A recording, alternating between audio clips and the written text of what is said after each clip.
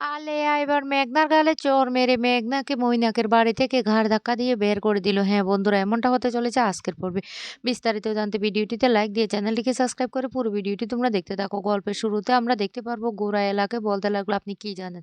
আমার মাথা দিব্যি দিয়ে বলছি, আপনি কি জানেন বলুন। এলা তখন বলতে লাগলো, আপনি তো দিব্যি বিশ্বাস করেন না। তখনই বলতে লাগলো, আমি বিশ্বাস করি না কিন্তু আপনি বিশ্বাস করেন, তাহলে আপনাকে আমাকে বলতেই হবে। এলা তখন বলতে লাগলো, মৈনাক স্যার না, আমি আমার বোন এমনকি মেঘনা, দীপদাদা সবাইকে ঠকিয়েছে। একসাথে সবার সাথে চিট করেছে। এই সেনবারের প্রত্যেকটা মেয়ের সাথে সে প্রতারণা করেছে। তখন এই কথা বলল গোরা তখন বলতে লাগলো, "কি? মইনা কি করেছে মেঘনার সাথে?" তখনই বলতে লাগলো দীপ যে মেঘনা বিয়ের দিন পালিয়ে গিয়েছিল ওই মৈনাক স্যারের জন্যই। এই কথা বললে তখন গোরা অবাক হয়ে যায়। দীপ তখন বলতে লাগলো, মেঘনা আমাকে ভালোই বাসে না? মেঘনা জোর করে বাধ্য হয়ে আমাকে বিয়ে করেছে।" ওইদিকে দেখা যায় মেঘনা সেই এই মৈনাকের গাড়ির পিছন ছুটতে থাকে। মৈনাক বলে চিৎকার করে কিন্তু মৈনাক কিছুতে পিছন ফিরে তাকায় না। এক পর্যায়ে মেঘনা রাস্তায় পড়ে যায়। পড়ে যাওয়ার পর চিৎকার করে মৈনাক বলে কান্না করতে থাকে। কিন্তু কিছুতে মৈনাক ফিরে তাকায় না। আলাইয়া তখন বলতে লাগলো, কার যেন একটা চিৎকার শুনতে পাচ্ছি কিন্তু কিছুতেই এই মৈনাক গাড়িটা দাঁড় করায় না। এরপরে আলাইয়াকে নিয়ে বাড়িতে চলে আসে। আর এসে বলতে লাগলো, "ও তুমি আমার লক্ষ্মী বউমা।" এ কথা বললে আলাইয়া তখন বলতে লাগলো, তুমিও আমার মা।" তখন মৈনাকের মা প্রমিস করে যে, আলাইয়া আজ থেকে আমি যা বলব তুমি আমার সব কথা শুনে চলবে?" আলাইয়া তখন বলতে লাগলো, "হ্যাঁ, আমি তোমার সাথে প্রমিস করছি।" তারপরে দুধে আলতার থালায় পা দিয়ে আলাইয়া ঘরের মধ্যে চলে আসে। এদিকে গুঞ্জন বলতে লাগলো, "মামুনি তাড়াতাড়ি এই চুলগুলো সেরে ফেলো। দেখতেই তো পারছ ও আলেয়া বড্ড ক্লান্ত। ওকে তো একটু বিশ্রাম নিতে হবে।" তখন বলতে লাগলো, "ঠিক আছে, ঠিক আছে। এ ওর সমস্ত রিচুয়ালগুলি হয়ে গেছে। এবার ওকে ঘরে নিয়ে যা।" অন্যদিকে মৈনাক তখন হাসতে থাকে আর বলতে লাগলো, "অন্ততপক্ষে এতগুলো কাজের মধ্যে একটা কাজ তো আমি সাকসেস করতে পারলাম।" আর তখন সেই মুহূর্তে দরজার সামনে চলে আসে মেঘনা। মেঘনা এসে বলতে লাগলো, "মৈনাক, মৈনাক তুমি এত বড় বিশ্বাসঘাতকতা কি করে করতে পারলে?" তখনই মৈনাক বলতে লাগলো, "ও মেঘনা তুমি? তুমি এখানে?" অন্যদিকে দীপ কান্না করে বলতে লাগলো, "মেঘনা বিয়ের আসরও বারবার করে এ অন্য আরেকজনকে খুঁজছে। আমি ঐদিন ওর চোখ মুখ দেখে বুঝতে পেরেছি মেঘনা কোনোদিন আমাকে ভালোবাসেনি। ও বাধ্য হয়ে বিয়েটা করেছে।" তখন এই কথা বলার পরে এলা বলতে লাগলো, "দীপ যা বলছে সবটাই সত্যি। এটাই সত্যি মেঘনা মৈনাক স্যারকে ভালোবাসে।" আর বিয়ের দিন মেঘনা মৈনাক স্যারের জন্য বাড়ি থেকে বেরিয়ে গিয়েছিল।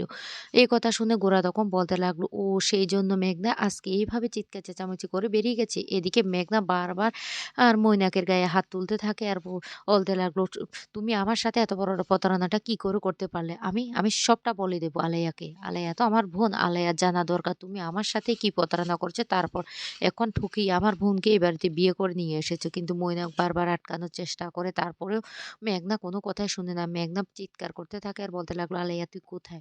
কোথায় তুই? বেরিয়ে আয়।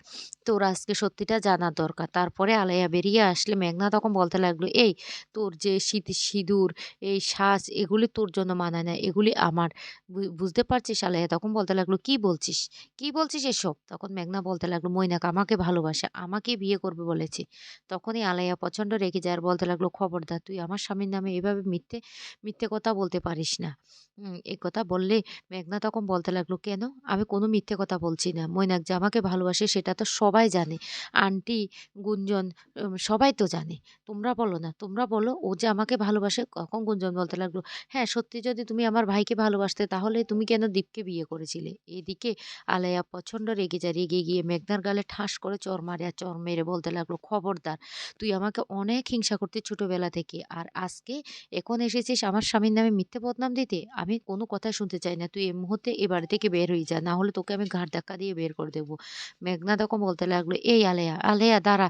তুই আমার কথাটা শুনে যা। আমি যেটা বলছি সেটা সত্যি বলছি।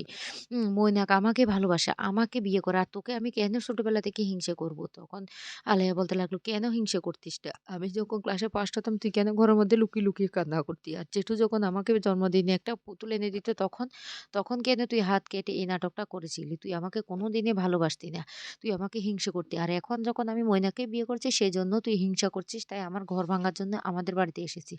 তোকে তোকে আজকে আমি ছাড়বো না। এক্ষুনি এ বাড়ি থেকে বেরিয়ে যা।" এই বলে আলেয়া মৈনাকের সামনে মেঘনার গালে চড় মেরে ওকে বাড়ি থেকে বের করে দেয়।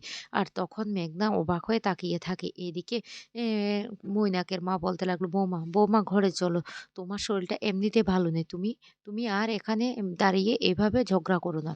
তখন আলেয়া বলতে লাগলো, "ঠিক আছে মা, চলুন আমরা ঘরে চলে যাই।" এদিকে মেঘনা তো ও যেন পায়ের তলার মাটি সরে গিয়েছে। ও কি করবে সে বুঝতেই পারে না। মেঘনা তখন কান্নাকাটি করে যখন বেরিয়ে যেতে যাবে তখনই মৈনাক দরজাটা বন্ধ করে দেয়। আর বন্ধ করে দিয়ে কতগুলি পেপারস দেখিয়ে বলতে লাগলো, "মেঘনা, তুমি তো ভেবেছ আমি তোমার সাথে প্রতারণা করেছি। আমি তোমার সাথে কোনো প্রতারণা করিনি। দেখো না তোমার বোনের এর এ দেখো।" তখন মেঘনা সমস্ত কিছু দেখার পরে বলতে লাগলো, "এগুলি তো আলেয়ার।" তখন মৈনাক চালাকি করে বলতে লাগলো, "হ্যাঁ, এগুলি আলেয়ার। আলেয়া ডিপ্রেশনে চলে যাচ্ছিল। তাই আমার কর্তব্য ছিল ওকে বাঁচানো। সেইজন্য আমি বাধ্য হয়ে ওকে বিয়ে করেছি। তুমি যেমন বাধ্য হয়ে দীপকে বিয়ে করেছো, আমিও বাধ্য হয়ে ওকে বিয়ে করেছি। কিন্তু এই কথাটা কেউ জানে না। আমি আজকে তোমাকে বললাম। তোমার আমার সিক্রেট কথাটা যেন কেউ জানতে না পারে। কিছুদিন পরে তুমি দীপকে ডিভোর্স দিয়ে দেবে আর আমি আলেয়াকে। তারপর আমাদের যে স্বপ্ন দেখেছিলাম সে স্বপ্নগুলি পূরণ করব। তবে আরেকটা কথা বলি, তোমার জন্য আমি একটা ব্যবস্থা করে রেখেছি। তুমি তো মডেলিং হওয়ার জন্য অনেক স্বপ্ন দেখেছিলে, তার ব্যবস্থা আমি করে রেখেছি। তোমাকে আমি একটা ঠিকানা দিচ্ছি, কালকে তুমি সেখানে চলে যাবে। ওরা তোমাকে পছন্দ করেছে।" দীপ তখন বলতে লাগলো, "ঠিক আছে।" এই বলে ওরা একে অপরের হাত ধরলে তখন সেই মুহূর্তে চলে আসে গোরা, দীপ আর এলা। আর ওরা এসে ঘুরাবো তখন বলতে লাগলো, "মৈনাক, তুই আমার ভাই বোনের সাথে এত বড় বিশ্বাসঘাতকতাটা কি করে করতে পারলি?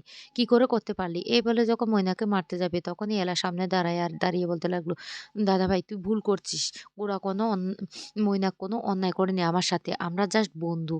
তখন একথা বললে গোরা তখন বলতে লাগলো, "কি?" তখনই বলতে লাগলো, "হ্যাঁ, আমরা জাস্ট বন্ধু। এছাড়া আমরা আর কিছু না।" এলা তখন বলতে লাগলো, "এত বড় মিথ্যে কথা কি করে বলতে পারছো? কেন তুমি ওকে বাঁচাচ্ছ? বলো।" মেঘনা, মেঘনা তখন বলতে লাগলো, "এলার মতো মেয়েরা তো যেকোনো সম্পর্ককে মনে করে একটা বাজে সম্পর্ক। ওদের তো এটাই এই কাজ। কিন্তু আমরা জাস্ট বন্ধু।" এলা তখন বলতে লাগলো, "তাহলে বাড়িতে তুমি কেন বলেছিলে যে মৈনাক তোমার সাথে চিট করেছে?" দীপ তখন বলতে লাগলো, "তোমাদের মধ্যে কি শুধুই বন্ধুত্বের সম্পর্ক?" মেঘনা তখন বলতে লাগলো, "হ্যাঁ, আমি বলেছিলাম আমার সাথে চিট করেছে। সেটা হলো ও আমাকে না জানিয়ে আলেয়াকে বিয়ে করেছে। সেটাই হলো যে কথা।"